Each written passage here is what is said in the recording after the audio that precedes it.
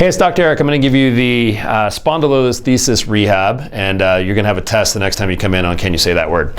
So all that means, spondylolisthesis means that this bone, usually L5 or L4, has slipped forward. And when it does that, it compresses the spinal cord and the nerves and causes a lot of back pain, can cause numbness and tingling down the leg.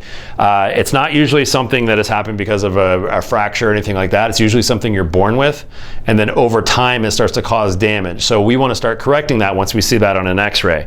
So what we're going to do, you're going to see Tatiana here in just a second.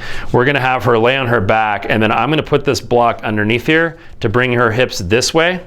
And when we do that, when we put the block underneath there, it brings her hips this way and lets those vertebrae drop back in position where they're supposed to be. Okay, so all this looks like is you're going to lay on your back for 10 minutes. If you could just lift your butt up a little bit. So we're going to put that right there.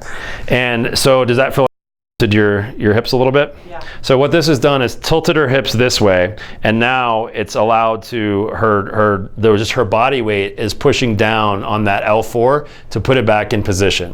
So it's never going to go from here all the way back to here, but if we can just get a couple of millimeters of pressure off the spinal cord, that's where you feel a whole lot better. So you're just going to lay like that. How's that feel? Is that fairly comfortable?